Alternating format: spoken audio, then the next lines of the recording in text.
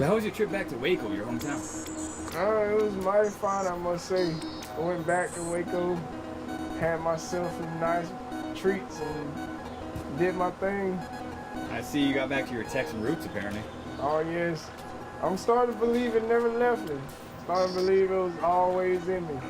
Texas blood, Texas roots, Texas till I die. That's nice. We're recording. It's time to start. Oh yes, let's do it. Welcome to tonight's episode of Media Axxess Tonight. A family forced into shelter in a war-torn location near the infamous Strawberry Fields have officially been reported missing as of 3 minutes ago.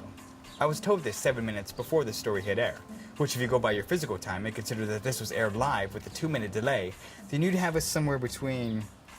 Yeah, back on topic. The whereabouts of the runaways are unknown at this present time, but many suspect that they heard the name Strawberry, tied with Fields, and instantaneously believed it was a good thing. Well, it wasn't. And now people are looking for you. And you've probably been evaporated into thin air, or blown up by a landmine. I choose the former. But I, for one, wouldn't be caught dead out there, which means for starters, I wouldn't be out there. I would be dead. And you'd be wasting your time reporting on me because I was a fool to begin with. Bottom line, people, stay out of the fairways and leave Strawberry Fields a myth, and if you happen to be locked up somewhere near it, I'd chalk it up as a good thing, for it's no worse than death. I'd know I'm still alive. Yeah, I love Texas. What can I say?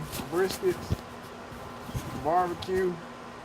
Ace, you're on. Oh, my bad, America. Just when you thought sex was just when you thought sex with a horse was bad enough, try three-way sex with a donkey involved. Talk about being hung like a horse. Of course. Just looking for a reason to add that in.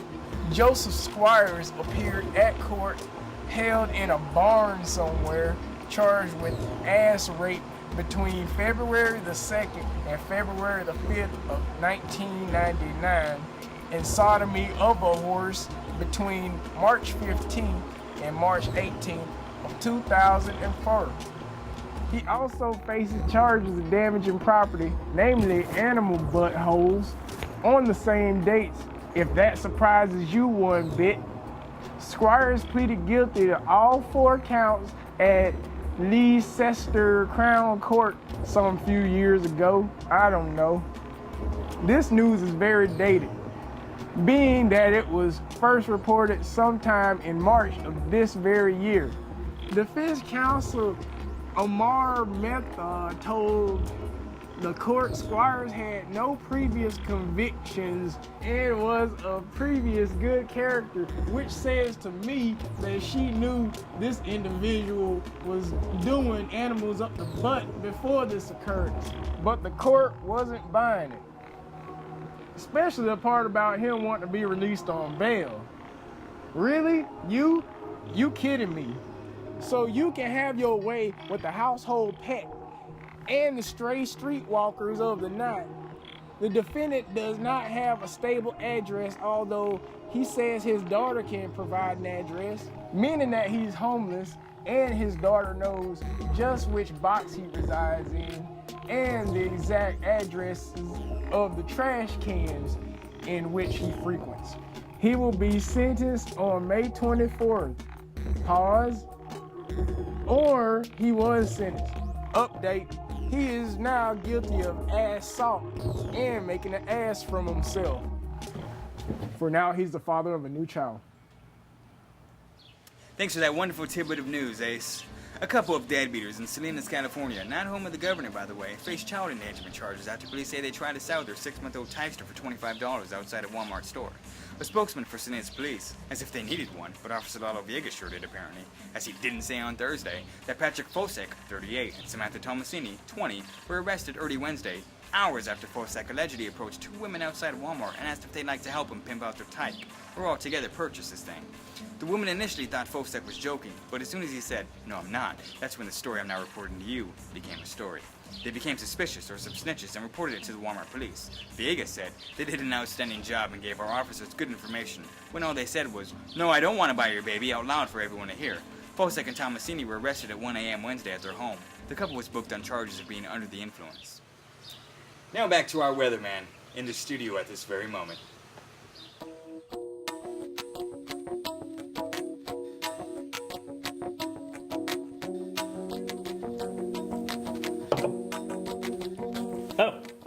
Hello and welcome to Midnight Access Television Weather. My name is John and I'm your weatherman.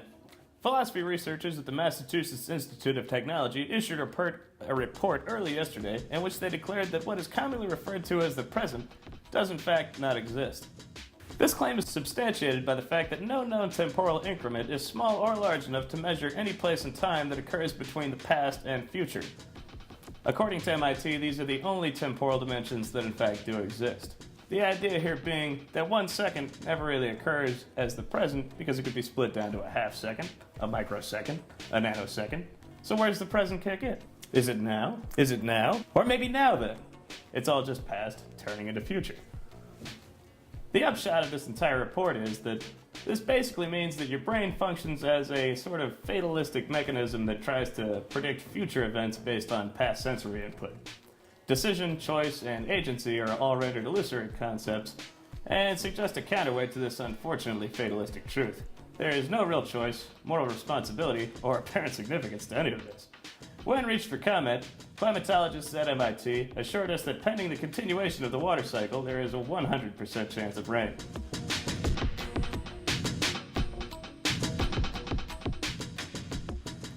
In the city of Berlin, Texas, Riverside Apartments is now officially a part of the new Philip Door strategy that Philip D. Kendrick has begun in a way to jumpstart the economy. Several residents have gone up in arms and legs over the new move and says it's a ridiculous notion altogether.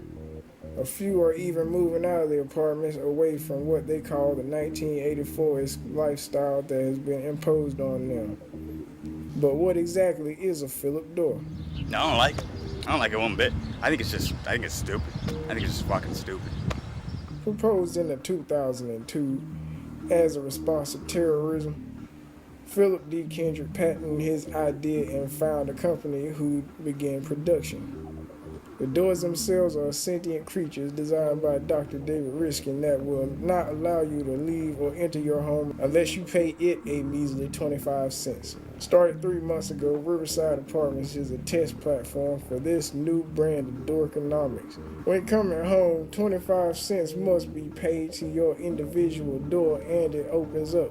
When leaving, another 25 cents must be paid and it will allow you to leave.